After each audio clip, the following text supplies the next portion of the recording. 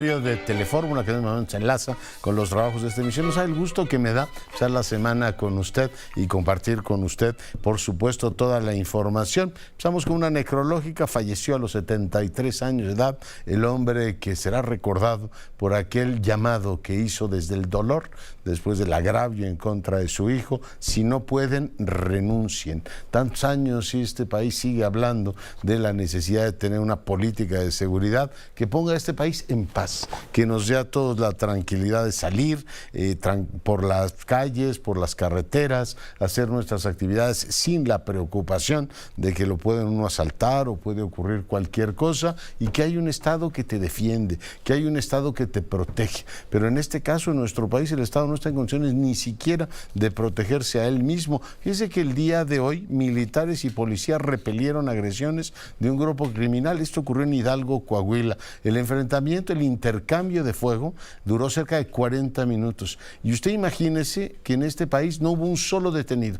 Afortunadamente no hubo bajas, pero no detuvieron uno solo que estuvo, en este caso, disparando duro y dale en contra de las fuerzas de seguridad del Estado. ¿Usted se imagina que esto puede ocurrir sin que haya una sensación, en este caso, de desafío? Estamos hablando de un desafío en toda la línea, un desafío bélico al Estado, y que no haya absolutamente ningún detenido a estas alturas. Parece increíble. Pero bueno, ese México espero que algún día lo veamos, en honor de Alejandro Martí y todos los que han efectivamente o nos han precedido, en este caso, en esta carrera de la vida. El índice nacional de precios al consumidor reportó una variación de 0,29% en comparación con la quincena anterior. Tenemos la inflación anual en 4,79%. La Secretaría de Seguridad Ciudadana aquí en la capital desarticuló una célula criminal que operaba, en este caso, cocaína. Decomisaron cerca de 200 kilos del polvo blanco. El presidente López Obrador tuvo una reunión con Elizabeth Sherwood Randall. Usted sabe, ella es la consejera de Joe Biden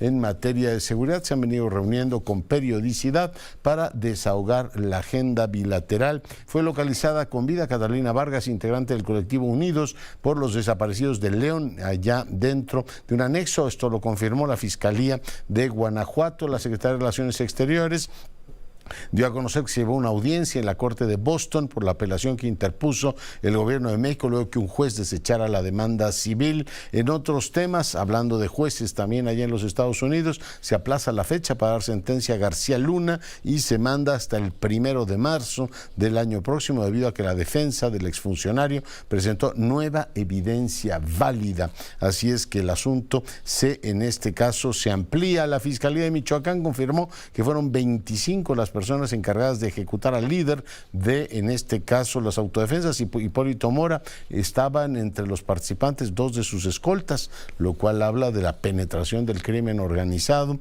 en las estructuras de seguridad del Estado. En otros temas, por supuesto, platicaremos de cómo va la trayectoria política que hizo Xóchitl Gálvez. Dice que ya reunió las 150,000 firmas que se requieren para pasar a la siguiente etapa, de las propuestas que ha hecho, de lo que han hecho también las corcholatas. Hace un ratito platicábamos con Roy Campos de la encuesta que hoy se publica. Se ha movido muy poco la aguja. Claudia Sheinbaum ha perdido 2 puntos, Marcelo Ebrard ha avanzado 2 puntos, pero a este paso no parece que haya pues un gran entusiasmo por un proceso que cada vez les cuesta más moverlos y movernos a nosotros con él. También conversaremos de la situación en España después de los datos electorales del día de ayer. Núñez Feijóo, su partido es el más votado, pero se complica mucho la posibilidad de que forme gobierno. En un instante hablaremos del tema. Si me permite, después de una pausa, regresamos con lo más relevante.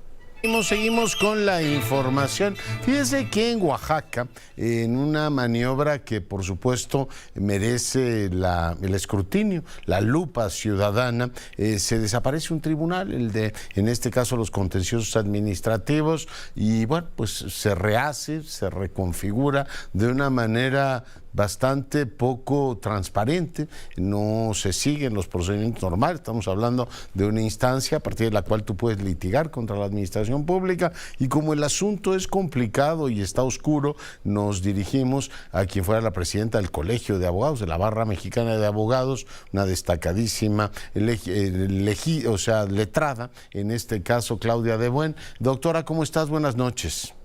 Hola, Leonardo, qué gusto saludarte a ti y a tu audiencia. Oye, no parece particularmente aseado el proceso, merced al cual se desaparece un tribunal. Estamos hablando de palabras mayores, ocurre de una manera pues políticamente poco transparente, pero ¿por qué no nos ayudas a entender cómo se ha dado el proceso y qué es lo que desde tu punto de vista implica en este caso esta decisión que se ha tomado en aquella entidad? Claudia. Sí, con mucho gusto. Mira, me tocó estando allá en Oaxaca, me invitaron a dar una conferencia el mismo sábado y ahora sí que fui testigo prácticamente de las noticias conforme iban sucediendo. Se trata de una reforma constitucional que requiere una mayoría calificada. En este caso, la mayoría sí se dio, 33 votos con uno en contra. No participaron los dos panistas que están en virtud de que consideraron que había sido desaseado, según lo que escuché hoy, en la convocatoria. Nada más se hizo una sola convocatoria, no las dos que exige la legislación. Y esta convocatoria se hizo por WhatsApp, lo cual tampoco es adecuado, ¿no? Es un tema demasiado delicado como para hacer una convocatoria por WhatsApp. En fin. En este caso, el procedimiento se hizo muy ágil, entre paréntesis, o entre comillas, que fue en realidad expedito cuando la legislación exige formalidades y tiempos para reformar el propio texto. No es cualquier reforma, son reformas constitucionales que cambian estructuralmente la forma de juzgar a los delitos que cometen los servidores públicos. Y ahí es donde consideramos que está el toque más importante. Es sorpresivo todo esto, y bueno, no es que haya sospechosismo, pero sí lo hay, ¿no? Se hizo en periodo vacacional del propio tribunal, no así de las cámaras, de la Cámara, y en plena fiesta de Estado. O sea, hoy fue la Guelaguetza, la gran fiesta, pero todo el mes es el mes de la Guelaguetza. Y ahí me tocó ver una vez que había el gobernador, aprobado los nombramientos de los nuevos magistrados, porque me voy a regresar, desaparece el Tribunal de Justicia Administrativa. Por lo tanto, deja sin efectos los nombramientos o despide o destituye a los magistrados que lo conformaban, 12 magistrados. Crea un nuevo, todo en fast track, crea un nuevo tribunal que se llama de Justicia Administrativa y combate a la corrupción. Es decir, en lugar de ampliar las facultades del otro, lo cierran y abren uno nuevo y designan todo en 13 minutos, designan a los funcionarios, a los nuevos magistrados del tribunal. En la exposición de motivos no se explica por qué desaparece este órgano especializado y se crea otro con varias salas, pero con menos magistrados, lo reduce a 7. Entonces, también hay un tema de la estabilidad de los cargos, ¿no? Del tema laboral, por ejemplo. La continuidad de las instituciones, ¿no? Claro, ya ellos estaban por un tiempo y se los cortaron, pero además cuando ni siquiera estaban trabajando, ¿no? Entonces, no se actualiza el procedimiento auténticamente democrático que tiene todas las reformas, sobre todo las reformas estructurales constitucionales, y de plantear objeciones, de hacer nuevos dictámenes, de analizar. Nada de esto sucede, porque todo sucedió en 12, 13 minutos. Y al ratito ya estaba el gobernador desfilando enfrente de nosotros, tan tranquilo y tan contento. A mí me parece de un cinismo brutal, ¿no? A las 6:30 de la tarde lo vimos pasar desfilando. Me parece espantoso, después de lo que acaba de hacer. Y bueno, no combate, este tribunal que es combate a la corrupción, pues no combate nada, juzga, un tribunal juzga, no combate. Y a este tribunal le otorgan facultades de investigación. Parece más el moño del celofán, ¿no? Para vender la idea de que están combatiendo la corrupción. Exacto, como si fuera una fiscalía. Tú vas a hacer la investigación, te doto de facultades y después juzgas. ¿Cómo va a ser eso posible? Por Dios. Estamos frente a las dos facultades que son de diferentes poderes, ¿no? En fin, es un galimatías, es un desaseo brutal y bueno, por supuesto que se van a presentar seguramente amparos en contra de la ley y pues las controversia constitucional y qué sé yo, Y ¿no? mientras tanto, Claudia, incertidumbre jurídica, no hay tribunal. No, sí hay tribunal, pues ayer lo aprobaron. Hay un tribunal, antier, sábado, sí, hay un tribunal nuevo. Pero si va a ser controvertido, tienes pues la receta del fracaso, ¿no? Obvio. Va a ser controvertido, se va a hacer la suspensión definitiva del acto reclamado y entonces se quedan sin tribunal. Vaya, por Dios. Bueno, pues menudo complicación y además un poco, bueno, pues con nocturnidad, como tú dices, fue bastante rápido, sin dar una explicación. ¿Había o hay otro precedente en alguna otra entidad federativa que haya esto que tú sepas, En Claudia? Veracruz. En Veracruz. Y no sé si te acuerdes cuando Cedillo le dio el golpe de Estado a la Suprema Corte. Fueron otros supuestos, etcétera. Pero más o menos, sí hay, y también hay en otros países, entiendo. Pero por lo pronto, pues. Netanyahu se acaba de echar una reforma, ¿no? El Poder Judicial. Exactamente, Netanyahu la hizo. Entonces, bueno, pues mira, yo sí estoy preocupada porque esto se va a repetir en todas las entidades de Morena, por lo visto. Entonces sí hay que tener cuidado y hay que estar preparados. Ojo, ojo, avisor. Pues Claudia, te agradezco mucho el enlace y te mando un gran abrazo. Igualmente, querido Leonardo, y saludos. Saludos. En medio de la Guelaguetza, efectivamente, que están celebrando allá en Oaxaca, de pronto dicen, ¿saben qué? Desapareció este tribunal y sin mayor argumentación. Ya tenemos uno nuevo que ahora se va a dedicar a esto. Esta parte así, profundamente tropical, decía yo que tiene algo de esperpento, esta América Latina nuestra, este México nuestro, estar cambiando las instituciones de esa manera, los tribunales. No dice, pues tienen una continuidad y deben tener su lógica, que se reformen, que se mejoren, que se enriquezcan, que se fortalezcan. Ponga usted el verbo que quiera, pero desaparecer uno para meter otro y decir, aquí va a combatir la corrupción y con tan fausto motivo ya venderlo como si fuera la solución de todos los problemas, algo así como el bálsamo de Fierabras, pues me parece pues francamente inquietante, ¿no? Porque sabrá Dios qué motivaciones hay detrás de todo eso. Vamos ahora con mi compañero Eduardo Campos, vamos hasta Texas, en donde pues tenemos la disputa, ¿cómo llamarla? La guerra de las boyas, mi querido Eduardo, ¿cómo estás? La guerra de las boyas, saludándote, Leonardo, pero enmarcada en la carrera presidencial. Ese es el motivo real de lo que está sucediendo. Pues aquí precisamente, como tú bien lo señalas, en esta guerra de las boyas, en las cuales ya incluso el gobernador tejano le dijo directamente al presidente Joe Biden que lo verá en la corte, que porque pues definitivamente él no va a seguir las instrucciones que está dando el gobierno de la administración Biden para retirar las boyas y para tratar de suavizar el tema migrante, porque en el fondo de todo esto, la idea que tiene el gobernador Greg Abbott es detener el flujo migratorio para el norte de Estados Unidos, que no ingresen por Texas, es simplemente lo que él quiere. ¿Y por qué quiere hacer esto Greg Abbott?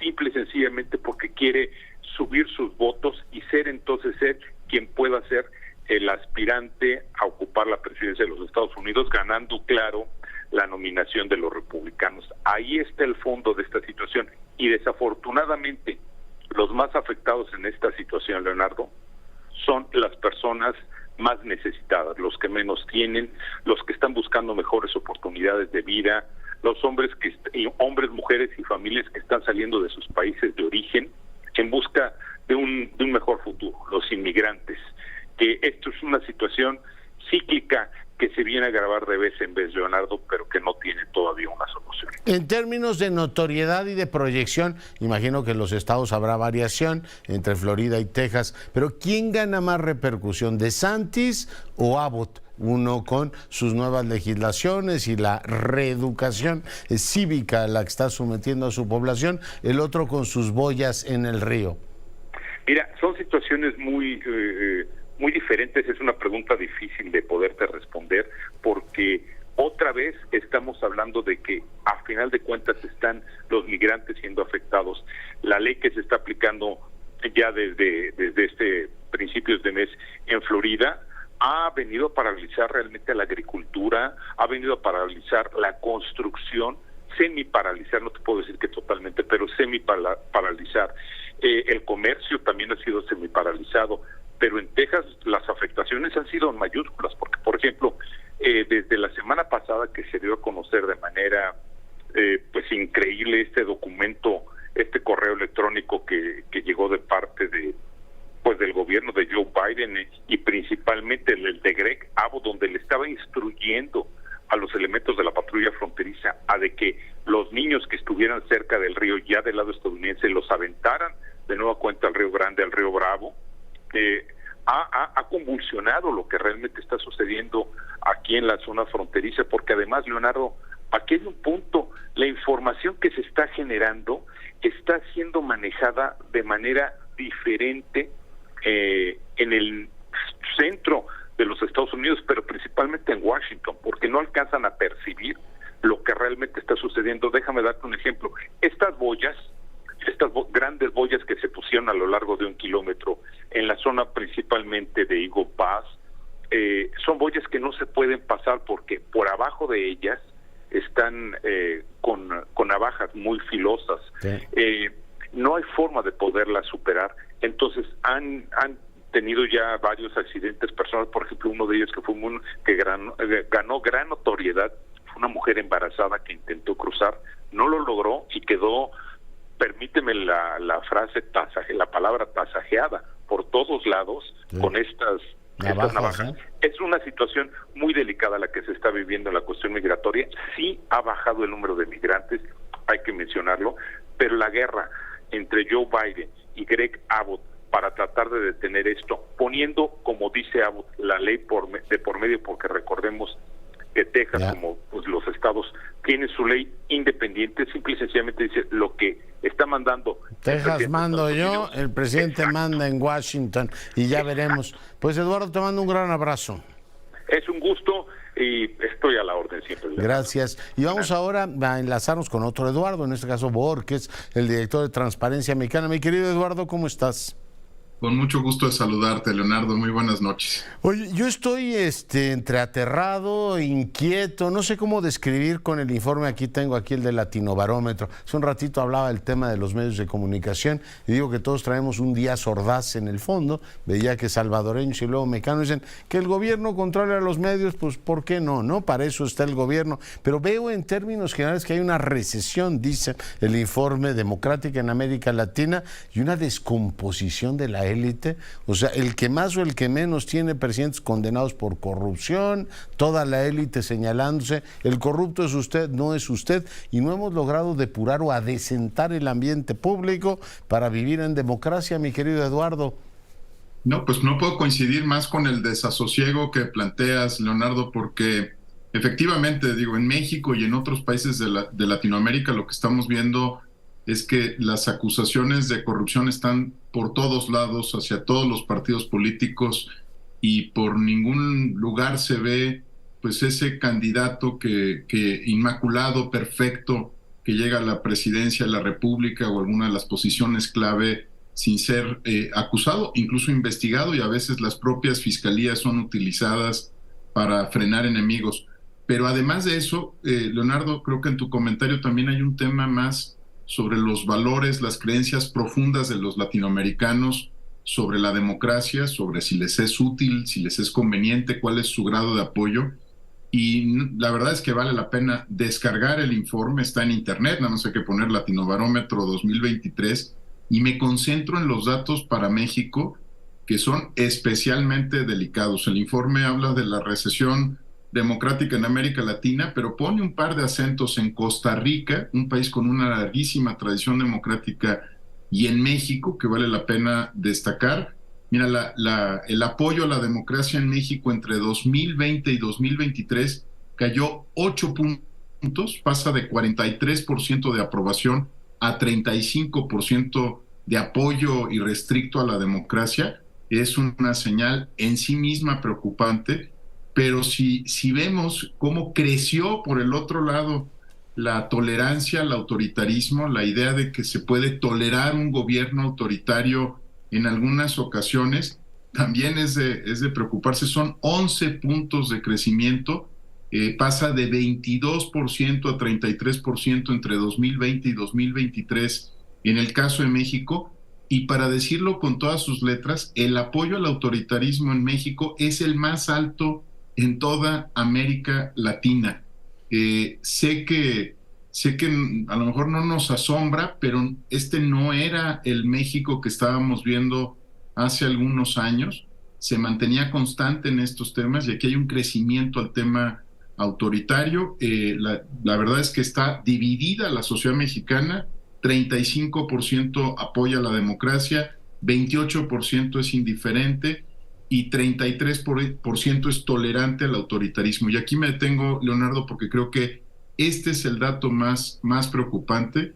Debe haber muchos investigadores en Flaxo, en la UNAM, en el CIDE, en el Colegio de México, que seguramente estarán tomando este estudio en consideración para lo que viene, pero no es una buena señal para nuestra democracia que esté creciendo el autoritarismo. Uno puede dudar de la democracia, hay veces que la democracia no necesariamente trae buenos gobiernos, pero estar a favor de un régimen autoritario, pensar que es preferible a uno democrático, me parece que es una señal de alarma para el Latinobarómetro, para nosotros como comunidad, y bueno, y en América Latina estamos destacando por la razón equivocada, ¿no? Por el apoyo al autoritarismo, Leonardo. Sí, lo que yo hace un ratito comentaba con el auditorio es que veo como una especie de déficit de estatalidad. Me explico porque sé que suena muy dominguera eso de déficit de estatalidad. O sea, veo que la gente dice, oye, pues tenemos estados, gobiernos que hacen mucha política, pero a la hora de la hora no resuelven los problemas de la gente. Y me llama con inquietud la atención, mi querido Eduardo, que el que sale mejor evaluado es El Salvador. O sea, tú tienes un Bukele que tuerce las leyes, somete al Tribunal Electoral, ahí no es como le dijo el presidente aquí al INE y al Tribunal Electoral, el Santo Oficio, ¿no? O la Santa Inquisición, no, ahí son la Santa Abyección y se allanan para que Bukele se pueda reelegir, pero en las mediciones dicen, el tipo funciona, o sea, ha hecho en este caso, con todos los problemas de derechos humanos que pueda tener su política, pero ha sido eficaz en contener la violencia en El Salvador y a partir de ahí la gente lo premia. A eso me refiero con crisis, en este caso de estatalidad, es decir, bueno, yo lo elijo usted, señor Bojorquez, pero ponga orden. Si hace falta mano dura o lo que haga falta, pero ponga orden. Aquí en México tienes mucha política, un presidente que habla 3 horas diarias, pero puede ocurrir que fuerzas de seguridad se líen a balazos. Hoy ocurrió en Coahuila, durante 40 minutos, Eduardo, y no detengan a nadie, a nadie. Sí, no, llevamos días, ¿no? Leyendo en las redes sociales, escuchando en los espacios informativos, pues la verdad la situación crítica en la que se encuentran muchas de las ciudades de nuestro país, muchas comunidades, y efectivamente, Leonardo, el caso El Salvador es preocupante, incluso cuando uno viaja por el territorio nacional, te encuentras con muchas personas que hablan de ojalá tuviéramos un Bukele que ponga orden. Me parece que sí hay un tema de eficacia del Estado, de mandar la señal de que más allá de una guerra contra el crimen organizado, la autoridad se restaura en estos puntos de conflicto, de violencia, y se hace aplicar el Estado de Derecho, orden, nada más. ¿no? La gente dice, oiga, aquí ¿quién pone orden? Sí, no, y el otro tema es que la democracia entonces parece ineficaz, Leonardo, ¿no? Y en lugar de responsabilidad, de darle responsabilidad a los gobiernos, de hablar de su calidad, de su desempeño, terminamos desconfiando de la democracia, porque la democracia, como muchos de los encuestados por Latinobarómetro sugiere, no funciona para ellos, ¿no? Este tema que estás planteando es que finalmente la democracia no trae gobiernos efectivos que garanticen seguridad, que garanticen condiciones de vida razonables. Yo creo que además de este déficit que planteas, creo que hay que empezar a reconocer que la democracia nos trae otras cosas también positivas, ¿no? Y que por supuesto una y la más importante es que no se concentre el poder en una sola persona, y a veces olvidamos eso, Leonardo. No es central. Bueno, y tengo que decir también que en el caso de América Latina está ampliamente demostrado que los regímenes autoritarios tampoco son eficaces. Eso funciona en Asia, donde tú tienes regímenes verticales y autoritarios, pero ve la infraestructura que viene, los servicios públicos. Aquí tienes el fenómeno Cuba y el fenómeno Venezuela, donde combinas verticalismo, autoritarismo y hasta totalitarismo con ineficiencia gubernamental. Entonces es el peor peor de los mundos. Por tanto, aquí en México podríamos tener autoritarismo más desorden, lo cual sería el peor de los mundos, ¿no? O sea, nada te garantiza que concentrando poder, en este caso, pues debería estar funcionando México a las mil maravillas, ¿no? Nunca hemos tenido un presidente con más poder que el que tenemos actualmente y sin embargo las cosas, o sea, no es capaz de organizar este orden fundamental, orden político del que hablaba Huntington, Eduardo. No, sí, incluso hay temas también preocupantes. Estaba viendo los miles de millones de pesos adicionales que está solicitando la Secretaría de la Defensa Nacional, las Fuerzas Armadas, para construir cuarteles, pero no queda claro que construyendo cuarteles en esos municipios donde priva la violencia, donde el crimen organizado ha tomado esas posiciones, necesariamente vayan a cambiar las cosas. Es muy distinto construir instalaciones que dotar de seguridad o de políticas de prevención apropiadas a esos municipios. Y finalmente, nada más porque lo tocaste, y no para ponerme dominguero, Leonardo, pero el tema del crecimiento económico, también está probado que los gobiernos autoritarios en América Latina no crecen más que los gobiernos democráticos. Entonces tienes una doble paradoja, ¿no? Tienes autoritarismo, verticalidad, sin orden, sin funcionamiento del Estado, sin Estado de Derecho, pero también sin crecimiento económico. En los periodos históricos donde ha habido dictaduras no crecieron más rápido las economías ni se distribuyeron mejor los recursos. Entonces, digo, hay muchas razones de sobra para apoyar la democracia, Leonardo, pero creo que a quien tenemos que convencer es a la opinión pública, que en este momento se encuentra, como muestran los datos, pues inquieta, preocupada y tal vez cambiando su apoyo a la democracia, pensando que lo que está viendo no es lo que le resuelve en concreto su vida cotidiana y sus problemas. Creo que de verdad vale la pena que nos detengamos todos, le echemos un ojo al estudio y nos hagamos más preguntas, porque viene un proceso electoral, o ya estamos inmersos en un proceso electoral enorme, y creo que aquí vale la pena recordar que la democracia funciona mejor en América Latina que los autoritarismos, pero que a veces el espejismo al corto plazo no nos deja verlo. Oye, o la democracia funciona mal y los autorismos peor, ¿no? Que es lo que hay que decir en el caso de América Latina. Ese es un artículo de Jaworski que algún día vamos a conversar, porque es cierto, hay evidencia de lo que acabas de describir, Leonardo, en América Latina. Sí. Oye, finalmente preguntarte, porque el tema de transparencia y combate a la corrupción está ahí, o sea, cuando dicen 21 presidentes condenados por corrupción, 20 presidentes que no terminan su mandato, la tendencia está también preocupante a cambiar las reglas mientras estás en el gobierno, reformar los poderes judiciales. Son enfermedades que en América Latina parece que no se curan, y yo no sé si es que tengamos una ciudadanía lo suficientemente sólida, bien informada, como para decir, a ver, el camino es este, y no estar desapareciendo tribunales o reinventando cada vez que llega un presidente las reglas electorales, como si fuera esto la feria de las vanidades, Eduardo.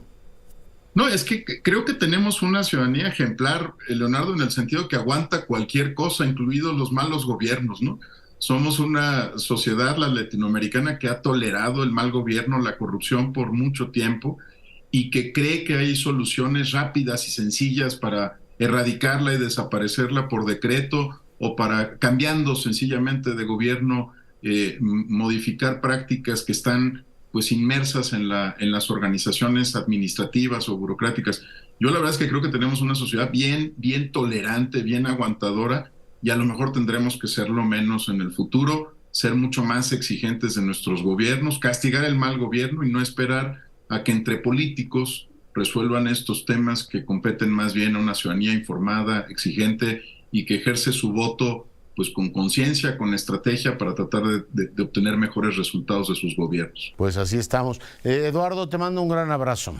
Igualmente, que sea una muy buena semana, Leonardo. Igualmente, y vale la pena que revise con detalle este Latino Barómetro. Y bueno, vamos a hablar de España después de la pausa. También viene Salomón Chertorivsky y platicará con usted. España votó el día de ayer y es interesante el ejercicio. Los españoles votan, en este caso, 70%, o sea, 7 de cada 10, a pesar del calor, de que estaban efectivamente de vacaciones, decidieron votar 7 de cada 10, 3 millones millones lo hicieron por correo.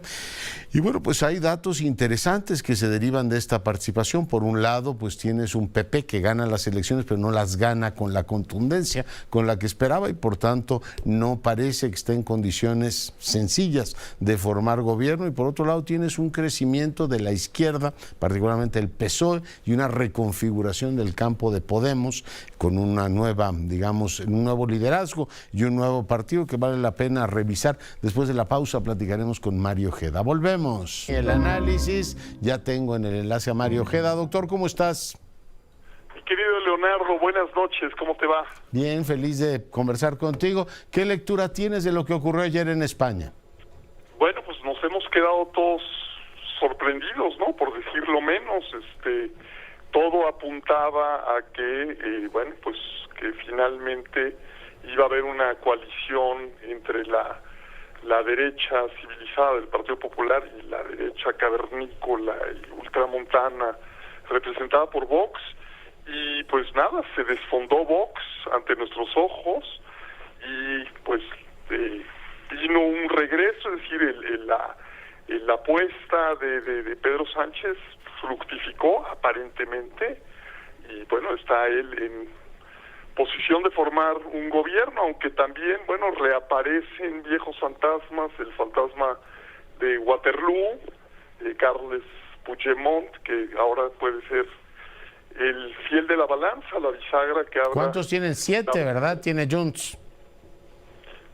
Pues bueno, ahora mismo en los conteos que estaban diciendo 7 diputados, me parece son, ¿no? Sí, 7 escaños. Oye, a partir de este momento, ¿tú te imaginas un gobierno arcoíris de Pedro Sánchez gobernando con todos ellos? ¿O imaginas la posibilidad, entiendo que es muy remota, de un gobierno así como el alemán en otros tiempos, de los constitucionalistas para frenar las opciones más extremas, ¿no? Una especie... Bueno, a ver, mucha gente ha hablado de la posibilidad de una gran coalición al estilo del SPD y CDU en Alemania para frenar la llegada de Alternative für Deutschland, ¿no? De los ultras alemanes. Que siguen creciendo, dicho sea de paso.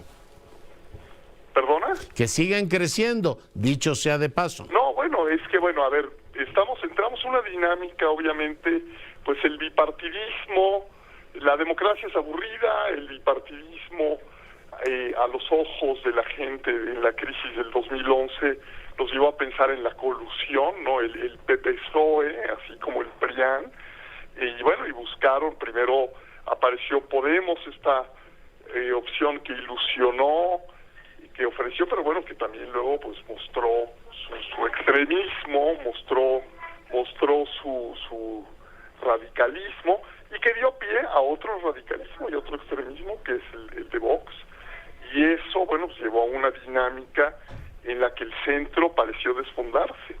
Obviamente, pues sí, una gran coalición podría ser restaurar este centro que España no ha podido crear, es decir, ni con UPyD, ni con Ciudadanos, el centro no ha podido prosperar en España, y entonces esto nos lleva otra vez a las opciones guerras civilistas, a esta polarización, estas divisiones mostradas en la calle Ferraz, sede del PSOE, con el no pasarán, y en la calle Génova, sede del Partido Popular, con el que te vote chapote. Esto no es deseable, obviamente, esta crispación no es deseable.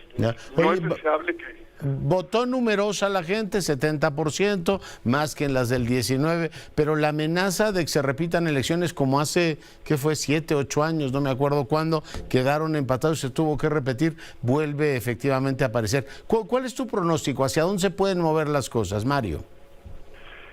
Pues mira, están difíciles también, no las tiene todas consigo Pedro Sánchez, porque también vamos a ver cuál va a ser el precio que le va a pedir Puigdemont, vamos a ver el precio que le va a pedir Bildu, vamos a ver el precio que le va a pedir el Partido Nacionalista Vasco, y si está dispuesto a pagarlo, ¿no? Se vienen negociaciones arduas.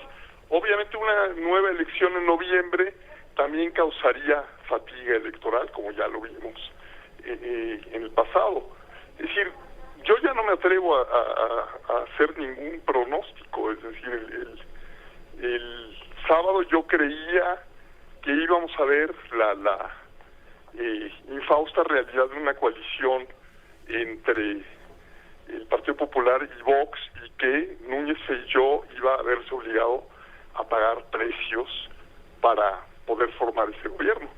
Ahora vemos que no, ahora vemos que Pedro Sánchez es el que va a tener que pagar precios, bueno, a ver si está dispuesto a pagarlos, y como dices tú, bueno, la posibilidad de una gran coalición que para mí luce remota, porque veo diferencias irreconciliables entre los dos grandes partidos españoles, pues a ver si hay generosidad de espíritu de parte de ambas partes para lograr un acercamiento. No me atrevo a arriesgar ningún pronóstico. Pues están todas las opciones abiertas, pero bueno, creo que tiene más posibilidades de que, en este caso, Pedro Sánchez, que tiene más vidas que un gato. Yo no es santo de mi devoción, pero tengo que reconocer que es uno de los grandes políticos europeos de este tiempo. Ha salido de las cavernas, pero en 3 o 4 ocasiones, y en este caso pues logra rescatar la posición de un gobierno que parecía ya naufragar. Mi querido Mario, pues nos mantenemos pendientes y platicamos conforme se vayan dando las negociaciones.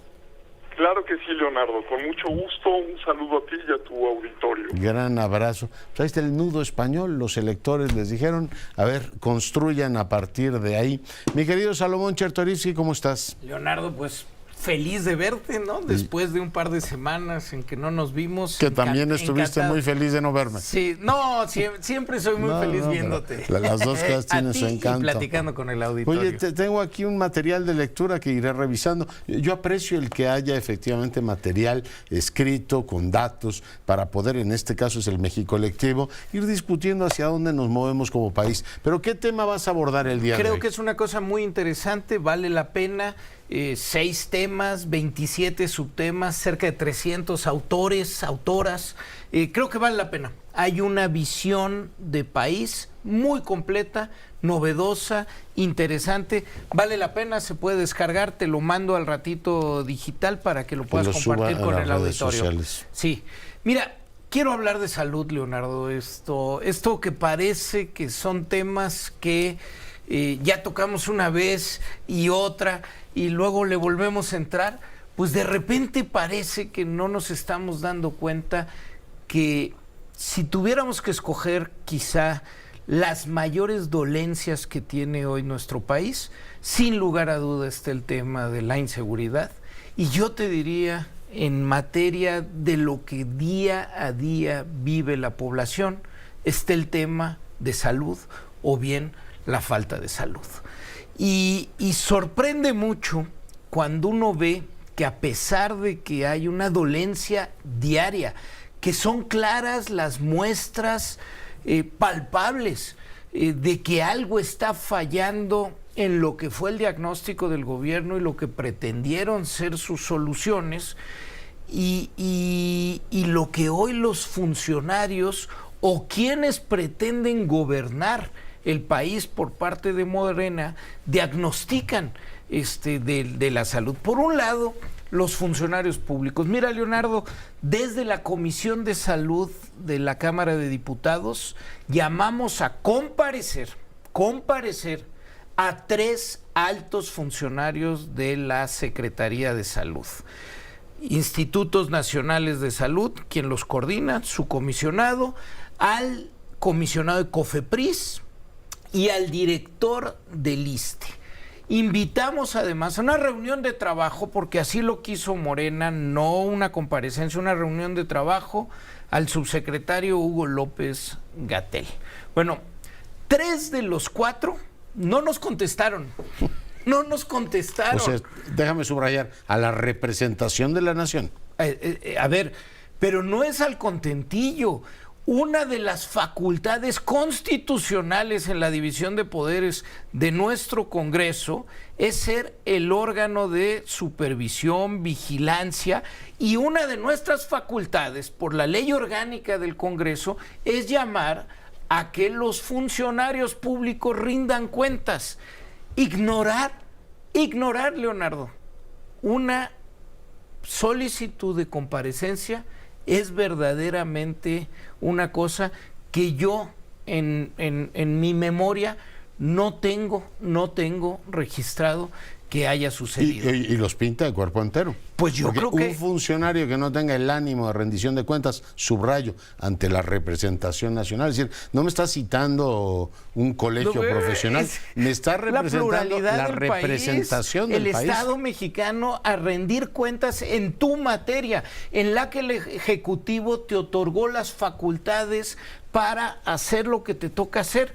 Bueno, y además, vaya que hay temas. Por ejemplo, en el caso del subsecretario Hugo López-Gatell, se le citaba para tener una reunión de trabajo que nos explicara la razón por la cual querían cancelar 34 normas oficiales de salud.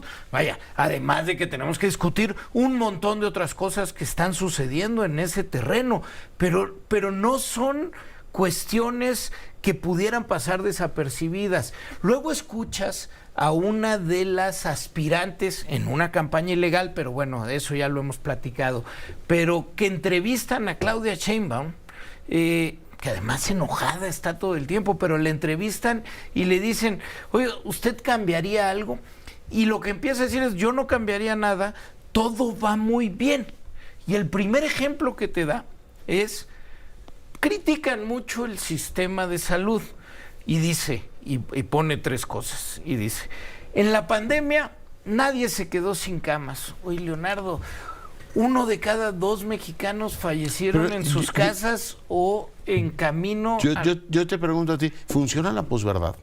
O sea, porque eso lo vivimos tú y yo, y tú dices, a ver, tú puedes decir una cosa de semejante magnitud y que la gente no te diga, oye, vivías con el Jesús en la boca porque no había camas en los hospitales. Es decir, es faltar severamente a la verdad. Pues yo creo que, pero además, puede una cosa ser la percepción pública, que fueron buenos los mensajes de comunicación, pero otra, alguien que aspira a gobernar este país tendría que tener los mínimos de autocrítica para decir, esto funcionó o no funcionó. Dice Claudia Sheinbaum, nuestro país vacunó a la perfección. Leonardo, 6 de cada 10 mexicanos y mexicanas están vacunados con 2 dosis de muchas de ellas vacunas que hoy sabemos que no sirven. Las niñas y los niños hasta el día de hoy se les dejó fuera. La vacuna bivalente, que es la que tendría hoy que aplicarse, simplemente no está ni siquiera en los planes. Y dice, todo se hizo de maravilla y la gente estaba muy contenta y muy feliz de su vacunación. Yo creo que no nos estamos dando cuenta. Y en el imaginario, en efecto, no sé si la posverdad es la que ha ganado, el discurso está sobrepasando las realidades, pero hoy lo que vemos en el Aeropuerto Internacional de la Ciudad de México, en la Terminal 1, lo que vemos en las manifestaciones cuando sale el señor Gatell a tratar de dar una plática y exponer lo que es el sistema de salud, y vemos las manifestaciones públicas ante la falta de medicamentos, ante la falta de vacunas, ante la falta de atención en los hospitales y unidades médicas del país, nos deberían de cuestionar ¿hacia dónde vamos? No, ¿cómo claro, vamos? Y nuestra relación con la verdad, solo falta que nos digan, fue perfectamente vacunado y además con la vacuna patria. Y tú dices, pues será.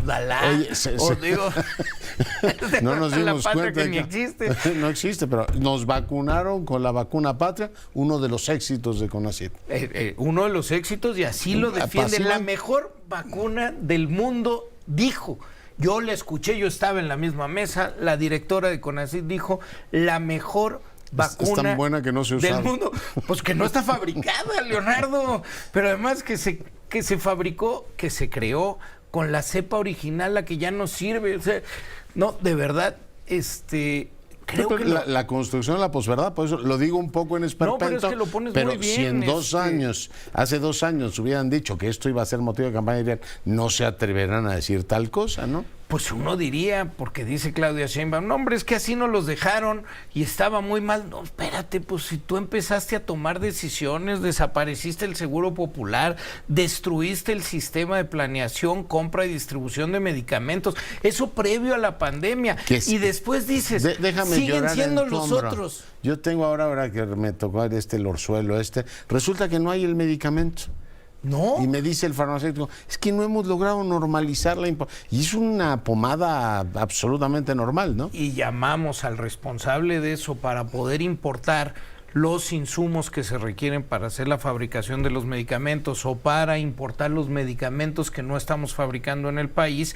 ¿Y por qué no han dado esos registros? Llamamos al responsable COFEPRIS y no nos contesta para que rinda cuentas de por qué no están sucediendo esas cosas. Y para no llorar y construir lo de las normas, ¿en qué quedó o en qué va? No, pues no va. Siguen en su lógica de que las quieren cancelar.